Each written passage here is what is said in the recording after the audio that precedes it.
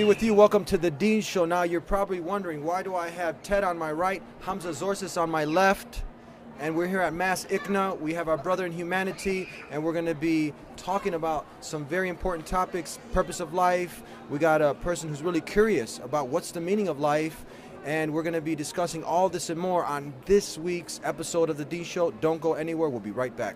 This is the Dean Show.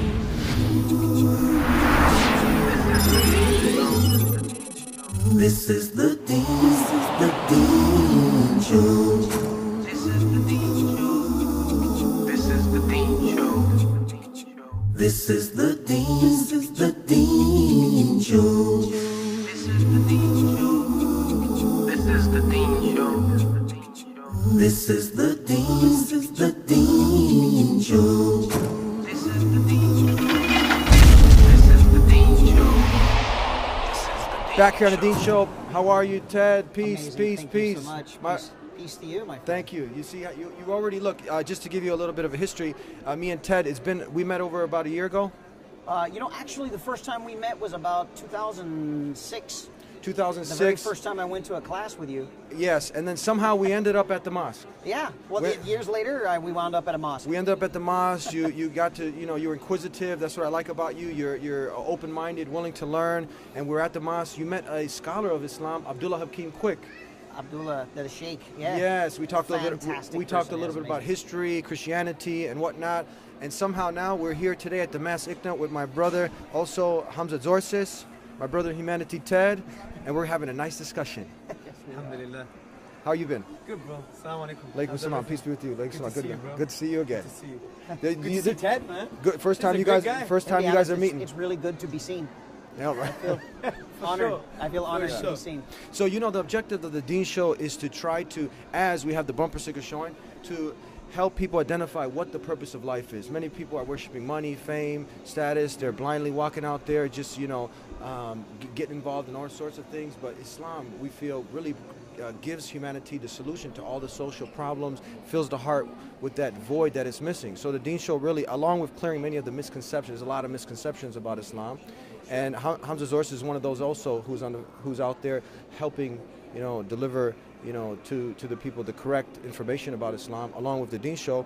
So now we thought it'd be a good opportunity where we can kind of come together and answer maybe some questions you might have, because you're like, what's that, Curious George, but Curious Ted? You remember her, Curious George? He got in a lot of trouble on his way to figuring things out. Curious so Ted. Sounds like a lot of my life, really. How did you like that first meeting we had with Abdullah Hakim Quick at the mosque? You know what? It was a fantastic meeting.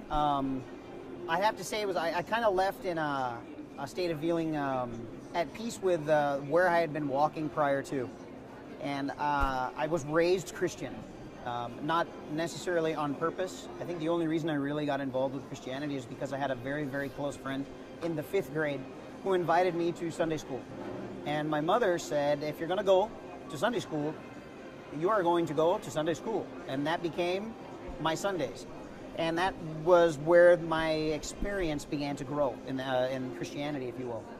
And of course, over years, that began to edify and become a bit of a practice and a philosophy. And as I've explained in the past, and I'll try to do my best to do it quickly now, is that questions begin to arise with being within any given discipline. How is a story from 2,000 years ago applicable to my life today? Let's be honest.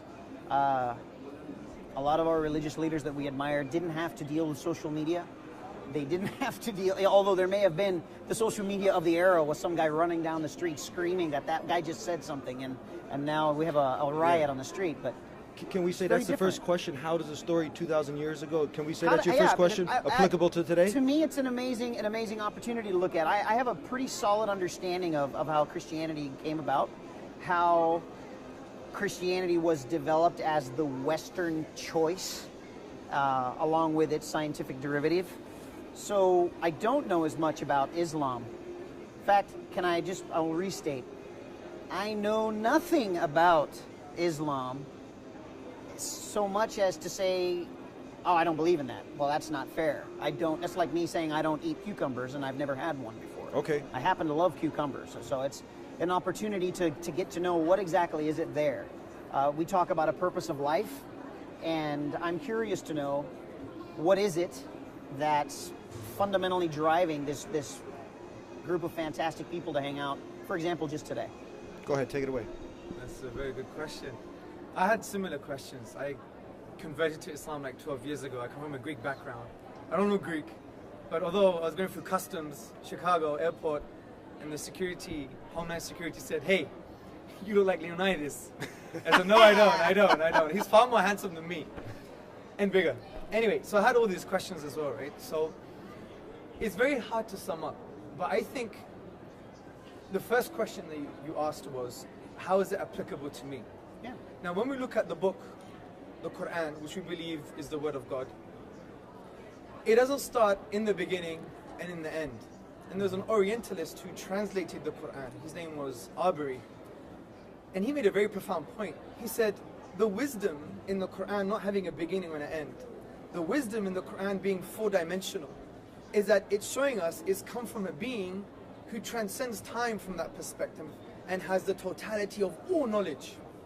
And that when he's revealed this text, that you don't start in the beginning and the end, but you reflect and you engage with the text, and it transcends the 7th century, it transcends the 15th century, and it transcends the 21st century, and it's applicable to you now.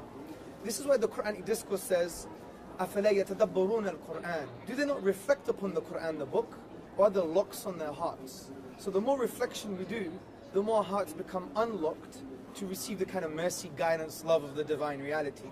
So the first point of call is that you'll understand that the book is timeless is when you start to engage with it. So for example, when I engage with the book, I see an amazing example in chapter 39, verse 29. And this blew me away. It says, consider the condition of two people. One person is a slave to many slave masters, and they're all quarreling. Or the person who's a slave to one. Who's better in condition? And all praise is due to God. Now the way I reflect on that from my personal perspective, and many of the ulama, which means scholars, reflected on this was, hey, and you will understand this because before we talked about existentialism. You're thrown into existence. You didn't choose you're going to be white. You didn't choose you're going to have ginger hair. You didn't choose your DNA. You didn't choose your parents. No sense in even being proud of it. You know? You didn't choose your ethnicity. And you didn't choose how gorgeous it's going to be, mashallah, tabarakallah. I'm not sure about that. That beard is very well groomed. It is. I'm going to say. He looks great. So the point is, we had no choice in our social economic circumstances or the context that we were brought up in, right? So we had no choice. Not only this, we didn't have a choice in the kind of system we're brought up in. You know, L'Oreal because I'm worth it, this kind of individualism, this materialism. So what God is basically saying is that you're thrown into existence and you had no choice. Now the question is, are you going to be a slave to that? Sure. Then there's another point. You have your own desires and your own ego and instincts. Are you going to be enslaved to your desires and your ego and your instincts? Or are you going to transcend that?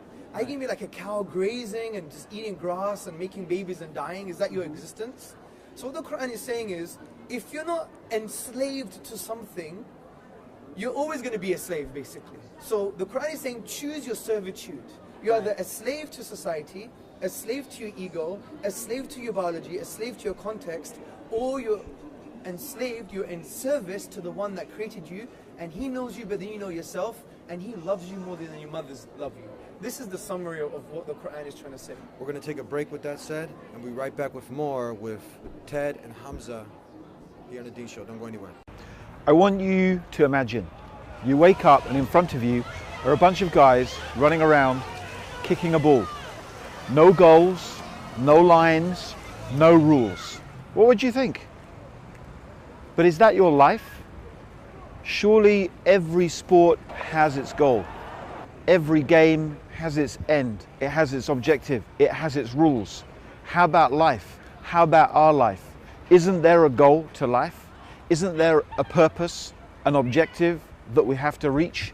We think so. The Quran tells us that we exist in order to worship God, and worshiping God means knowing God, as the Quran says, وَمَا خَلَقْتُ الْجِنَّ وَالْإِنسَ إِلَّا لِيَعْبُدُونَ. Worship, though, is not some narrow, small thing. It's wide, it's vast. It encompasses everything that the human being does. Everything that you do, everything that you think, everything that you feel can be done, thought, said, felt in a way that is either pleasing or displeasing to God. The purpose of life is to try and do everything in a way that God loves and God is pleased with. That is your goal. Please subscribe to The Dean Show. Follow us on our official Facebook and Twitter pages in the links below. Please also help support The Dean Show by making a donation in the link below. Back here on The Dean Show, we're having an enlightening conversation, sharing. And this is real important that we as human beings, we come together, we try to understand each other, especially today's day and age. You know, you have a lot of misconceptions about Muslims and Islam. But now, when you sit, we've gotten to have some discussions. Now you're getting to have another discussion with Hamza Tezortziis. And how do you like what he had to say? Hamza presents a fantastic and eloquent description of all of this. And we spoke earlier, and we did share, we have common interest in existentialism and common interest in health. And again, getting back to, I guess, the foundation of humanity is that we do share common interests. I've been to so many different religious events, and there's a fundamental end to each of these events, and that is, you know, we're looking to live this given opportunity of life in the fullest, happiest, loving, sharing possible way. And then they mar it with a series of the moral compass that lies within each one of the practices. And so I guess where my fundamental question lies is, and it was a question maybe never asked by Aristotle, if he would have just done us the favor and asked the question to begin with, we'd be a lot happier as a group. And that we don't know why we need a moral compass. So I guess I'm inventing a new moral compass and saying that it's okay for you to have your moral compass. And I want to ask of you the permission for me to obtain my own. And then, again, unlocking, as you said, reflecting, digging inward, reflecting on that. I thought that was a fantastic description of it all. But getting to the point of why we should have this, why we got to have it. I guess we got some why. I'm like that annoying 2-year-old that asks, why is this? You give an answer, and they ask, why is this? And they just keep doing it over and over again until the answers suffice. I'm going to risk evaluating the entire thing, and in the hopes that it's not done in a way that offends anyone. I would equate it to this: if we were to sit here, the three of us right now, and envision a perfect circle. While I can envision a perfect circle, if each of us were to grab a pen and draw our circle as an attempt to interpret our visualization of that perfect circle, our physical manifestation of that circle would be probably less than perfect. Sure. We've developed tools to help us create better looking circles, right? And we're getting much better at taking this concept of this perfect world, this utopia of loving and sharing and living amongst one another.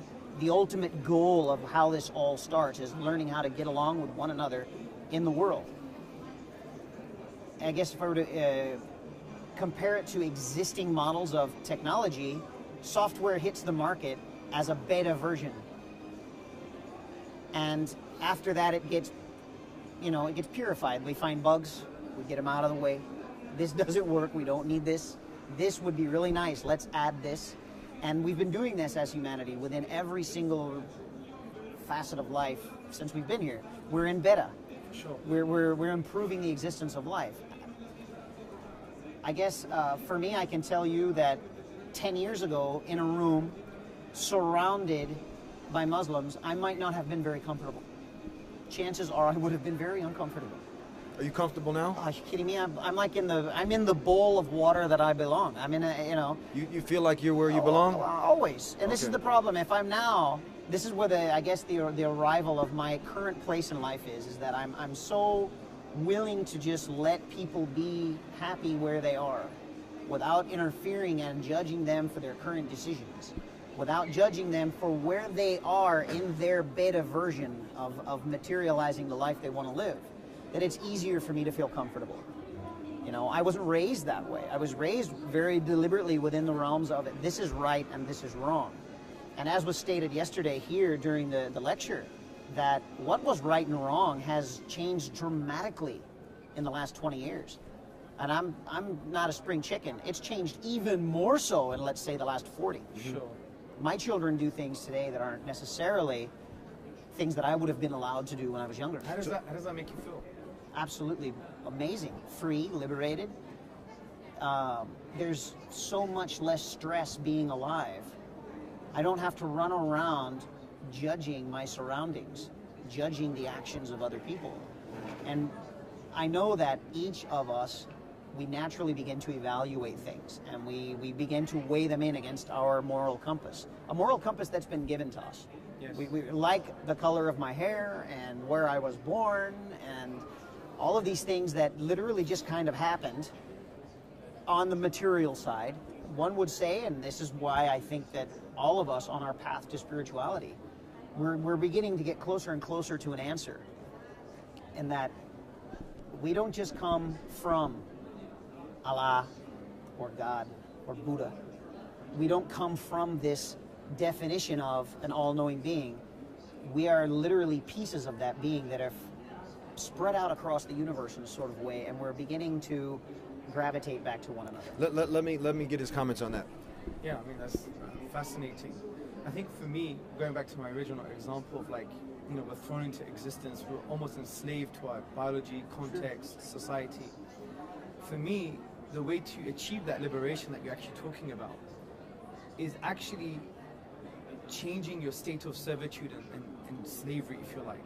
Like you're basically saying, I'm going to remove the shackles from my own ego and my desires, no matter how I couch it intellectually. I'm going to remove those shackles from my ego and my desires, remove the shackles from society, remove the shackles from my kind of social context.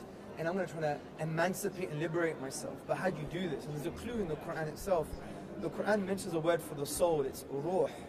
And the word ruh shares the same root, Arabic root, as the word raha, which means serenity and liberty. So as if the soul wants to achieve that liberty, right? And the only way, from a Quranic paradigm perspective, to achieve that liberty is actually changing your servitude from a servitude to your own self, ego, desires, society, materialism, but changing that servitude to the one who created you, the one who knows you better than you know yourself. And as the Prophet Muhammad, upon whom be peace, said, the one who loves you more than your mother does. That is where liberation lies. So in a way, Islam wants to de-individualize you, wants to strip away all these kind of fake notions about yourself. I'm a doctor, I'm this, I'm that. Even concepts of gender, right? Because these are social constructs, right? So Islam takes away this linguistic wrapping. I'm a father, I'm a doctor, I'm a man, I'm white, I'm black, I'm American, I'm this, I'm that, I have a degree, I have a PhD. Unwrap yourself, and what's left? Who are you? Whose are you? For whom are you? And for some of us on a Friday night, where are you, right? Sure. So the point I'm trying to say is, these are the deep existential questions referring to the self, questions that I think Islam answers in a very liberating way. Because if we basically talk about other things, other methods of thinking, realms of existence, I think it has an ephemeral kind of reality, meaning it's a bit empty, just conceptually for me. Because for me, there's nothing more profound than being in tune, connecting to, worshipping, being in service to the one that created you and that knows you better than you know yourself, right? Like Allah, their deity, God knows Ted better than Ted knows Ted. Right. He knows Hamza better than Hamza knows Hamza. He knows Eddie better than Eddie knows Eddie. And he loves us more than our mothers love us. He's al-wudud, which means the excessively loving. It's a transcendent type of love. That's why the Prophet Muhammad, upon whom be peace, said that God loves you more than your mothers do. And mother's love from a material perspective, a worldly perspective, is the greatest love. So the Prophet Muhammad, upon whom be peace, is saying that God's love is greater than that. And you can't really put it in a test tube and understand that. You could have some kind of understanding, feeling, but it's transcendent love. So from that perspective, I think that's more grounded, it's more liberating, it's more what I would call emancipating spiritually, do you see? Because I just seen that with my life. I came from an agnostic tradition. My dad's like a humanist spiritualist, loves Jesus, but doesn't like religion and dogma. So I was brought up in that kind of philosophical I know the drill. Exactly. That philosophical environment. But then I started to realize when I was going to the different realms of thinking or constructs or whatever you want to call it, I really felt that I was so liberated in basically this connection with the Creator. because it basically de-shackles you from everything else that's, in a way, illusory. Sure. You know? Well, most of it is, I would think most scholars agree, that it is illusionary. Exactly. So that's why I think the Islamic paradigm, which we think is not that we have a monopoly on the truth, because a Muslim should never be arrogant, should always be humble. You know, the ulama, the scholars say that having knowledge means you say you have no knowledge, right? And it should humble you and realize that God has the picture, we just have the pixel. God has the picture, we have the pixel, yeah? And that should humble us. But what we suggest is there are some fundamental truths that are what we call non-negotiable. Like, you know you exist is non-negotiable, right? Sure. You know that tolerance and love are good values is non-negotiable. So from this perspective, there are some non-negotiable truths like creator, you're in a state of worship to something, yourself, society, the bling-bling, materialism, or your creator. Liberate yourself by worshipping the creator. That's the fundamental reality of Islam, and that's why it's quite liberating from that perspective. We're going to go ahead and take a break and continue our discussion here on the Dean Show with Hamza and Ted. Don't go anywhere. In the words of Swiss journalist and author Dr. Roger de Pasquet, the West, whether Christian or de-Christianized, has never really known Islam. Ever since they watched it appear on the world stage, Christians never ceased to insult and slander it in order to find justification for waging war on it. It has been subjected to grotesque distortions, the traces of which still injure the European mind. Even today, there are many Westerners from whom Islam can be reduced to three ideas: fanaticism, fatalism, and polygamy. Of course, there does exist a more cultivated public whose ideas about Islam are less deformed. There are still precious few who know that the word Islam signifies nothing other than submission to God. One symptom of the ignorance is the fact that the imagination of most Europeans, Allah refers to the divinity of the Muslims, not the God of the Christians and Jews. They are all surprised to hear, when one takes the trouble to explain things to them, that Allah means God, and that even Arab Christians know him by no other name. Please subscribe to The Dean Show. Follow us on our official Facebook and Twitter pages in the links below. Please also help support The Dean Show by making a donation in the link below. And I'm leaning towards this. You know, we're material beings. We're spiritual beings having a material experience. Oh, you caught? We're still talking. You see, it's very. This is the human connection that we're having, and you know, as Muslims, we share because we care, and we're sharing. And we Hamza, you can, if you want to expound on this. It's not our job as Muslims to try to force anything down someone's throat. No, we just want a platform. Yeah. We just want people to consider this. You've tried everything else in life. Yeah, we want to talk. The thing is, we want to plant seeds, and we want to engage and learn from other people as well. Like even the Prophet Muhammad, upon whom be peace, when he came to material scientific stuff, he'll look at the Persians and Romans and say, if it worked for them, it would work for us, which gives us the lesson that scientific knowledge is a human development that we have to engage. We have to have cross-civilizational kind of interdependency. We learn from each other. This is what Islam's all about. Even medieval Baghdad, would you believe it? When the Europeans were drinking each other's blood, for example, we had atheists, Muslims, Christians, and Jews in Baghdad, medieval Baghdad, discussing about man, life, and the universe. Yeah. But how's the fine line, the balance now? Because some people say, okay, well, all roads lead to Rome. So if you take a little bit about Christianity, Buddhism, you know, and I'll make my own moral compass, right? It's like a buffet. What's the fine line now? Will God accept this? Well, from the Islamic perspective, no. Because once you understand that there is a creator in life, for life, creator of life, he created you, he created the whole entire cosmos. He announced himself to mankind via the Quran, via the Prophet Muhammad, upon whom be peace. Then from that perspective, to have integrity to that message, then you follow that message. Because what you're saying is, this has come from a higher source. Who am I? I'm a speck of dust in this like almost infinite desert. And who am I? I'm nothing. So if I have an actualization and a realization that this is the Creator, He loves us, He gave us a message, He is Ar-Rahman, He is the Merciful, and He taught us humanity, the Quran, which is like a love letter to humanity, right? Because in chapter Ar-Rahman, chapter the Merciful, He says He's the Merciful and He taught the Quran. So the Quran is through His mercy, it's like one love letter to humanity, right? If I know this comes from a transcendent source that has the totality of wisdom and knowledge, and I have nothing, I am nothing, then who am I to say, you know what, I'll take some of that, and I'll take something else. I've affirmed its source, and that's an intellectual thing. That's an emotional and spiritual thing. If I've affirmed that's the source, then that's it, hats off. I'm following that. You know, it's like when you go to school, university, right? Imagine I'm a 7-year-old and I go to a mathematics professor. And he's writing calculus. I'm like, you're so stupid, professor. This is how you do it. And I draw cartoons. Who are you going to believe? You may know nothing about calculus. You may know nothing about cartoons. But you're going to believe him because he is the authority. So if God is the authority concerning wisdom, knowledge, etc., spirituality, the moral grounding for our lives, because there are some things that we know are morally true, it's never going to change. If I were to shoot in the head for no reason, I don't care what society says, it's wrong, right? Your bottom line lies to that. There's the segue to part of where I'm standing on this, and that we're agreeing that it all comes from Allah, and for the sake of this conversation, and there I'll give that, and respectfully so. I find it remarkably difficult to stand in a position where I can make a decision that this yes comes from him and this no. The agreement is that all things come from. You're giving us something now. This is so good. Okay, come on. If all things come from Allah, how are we choosing this moral directionality? And I'm going to agree to this. Why would I say committing murder, killing another person?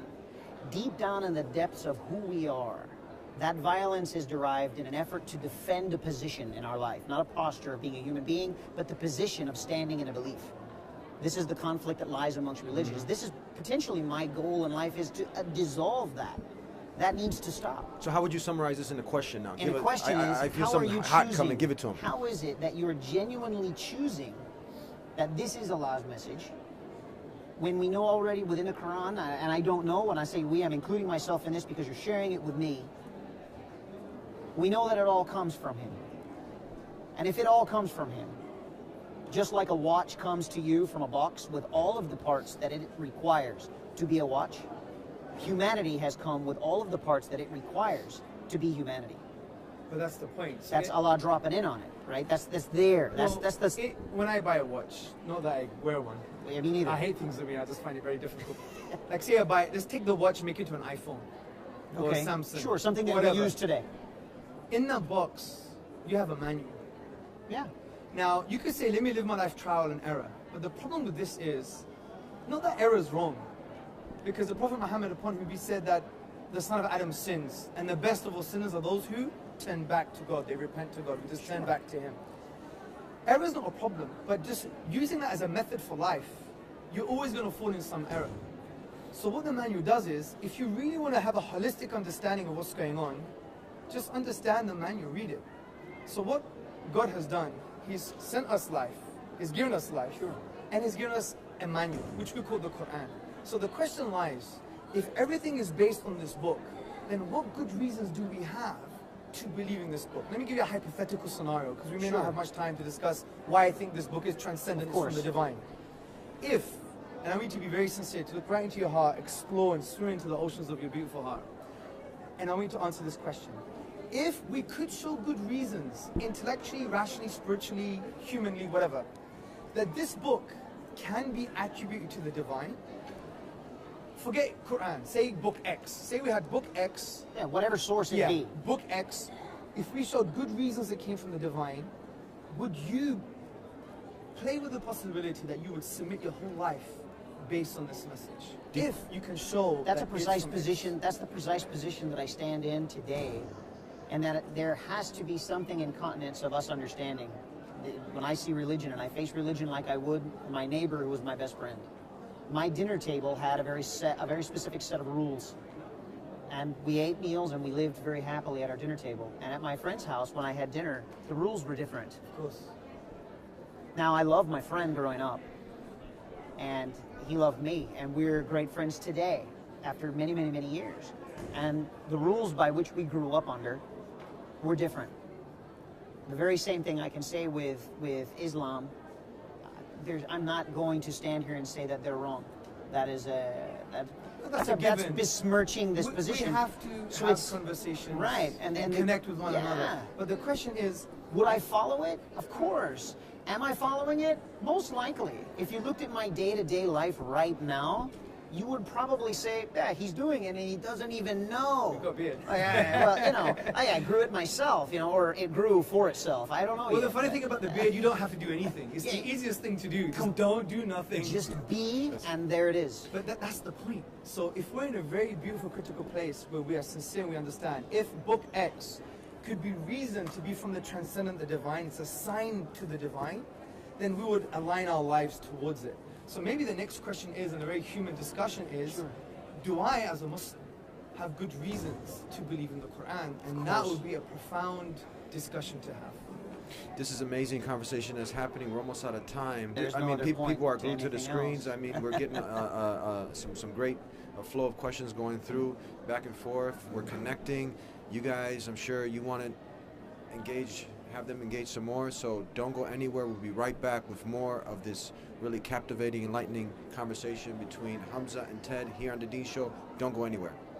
Please subscribe to The Dean Show. Follow us on our official Facebook and Twitter pages in the links below. Please also help support The Dean Show by making a donation in the link below.